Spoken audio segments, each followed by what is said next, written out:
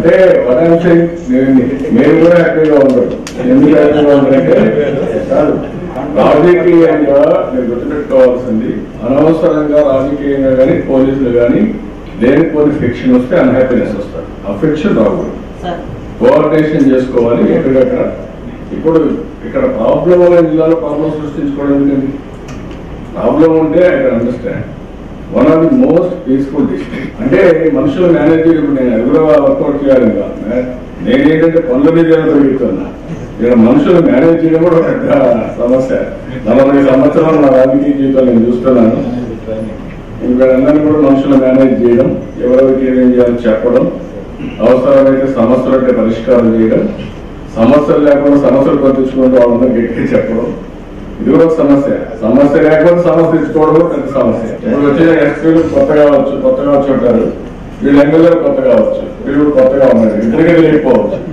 ఎమ్మెల్యేలు కొత్త, ఎస్పీ కొత్త. ఎస్పీ ఎందుకు యంగ్స్టర్, ఇంకా ఆయన అనుభవం ఉండదు. వాళ్ళకి ఎమ్మెల్యేలకి ఏంటి, కొత్తగా ఎమ్మెల్యేలు అయ్యారు, వాళ్ళకు తెలియదు ఏంటి రాజకీయం అనేది. రాజకీయం it is only to serve the people, to build the consensus, to work together.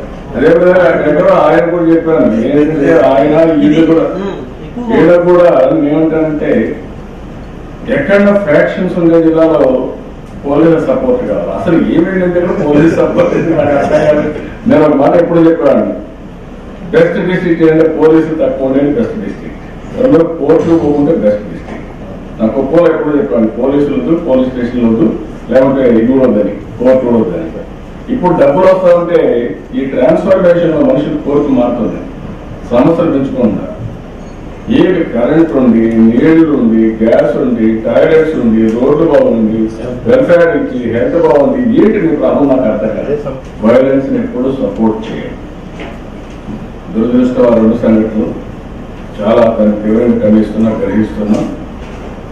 ఇంతకుముందు కూడా నేను కమ్యూనల్ వైలెన్స్ కానీ, నక్సలైట్ వైలెన్స్ కానీ, ఫ్యాక్షన్ వైలెన్స్ కానీ ఆ రోజు కూడా చాలా కఠినంగా వ్యవహరించి నేను కంట్రోల్ చేశాను. రౌడీజాన్ని కూడా, అర్బన్ ఏరియాలో ఎక్కడ రౌడీజం అనే మాట లేదు, అవన్నీ కంట్రోల్ చేశాను.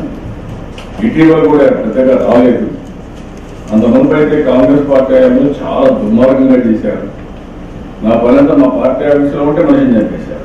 అప్పటి రవీంద్రని ఒక అబ్జర్వర్ పంపిస్తే వాడు చూస్తూ ఉంటాడు, ఇంకొక మళ్ళా ఫోన్ వస్తుంది, 10 రోజులు అని చెప్పేసి మళ్ళా పంపించేవాడు.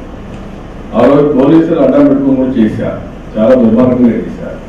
కులాల పేరుతో, మతాల పేరుతో, ఫ్యాక్షన్ పేరుతో రెచ్చగొట్టే ప్రయత్నాలు చేసి రాష్ట్ర ప్రయోజనాలు దెబ్బతీసే పరిస్థితి వస్తే ఎవరైనా సరే కఠినంగా ఉంటాం. 2005 నుంచి 4 నుంచి మీకు తెలుసు ఎంత పోరాటం మీద పోరాటం. ఇప్పుడు ఎవరైతే అలాంటి వాటికి రాయలసీమలో ఏదైనా ఫ్యాక్షన్స్ వచ్చాయంటే దానికి కారణం జగన్మోహన్ రెడ్డి వీళ్ళ కుటుంబం. ఫస్ట్ నుంచి వీళ్ళ టాప్ దగ్గర నుంచి ఈ ఫ్యాక్షన్ ని ప్రోత్సహించి హత్యా రాజకీయాలకు నందిపరిగారు, మొత్తం గందరగోళం చేశారు.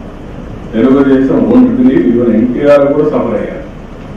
ఈ రాజకీయాలతో, ఫ్యాక్షన్ పాలిటిక్స్ తో, వైలెన్స్ తో ఆయన పోతేనే అంత పోటీ ఆయన పైన వాళ్ళు చేసే పరిస్థితి వచ్చారు ఆ రోజుల్లోనే. చాలా దుర్మార్గాలు జరిగాయి. అవన్నీ నేను ఇప్పుడు డిస్కస్ చేయడం లేదు. కానీ ఎక్కడ కూడా ఎట్టి పరిస్థితుల్లో ఉపేక్షించాం. వైలెన్స్ జరగడానికి వీల్లేదు. I will be very clear. I will be very firm.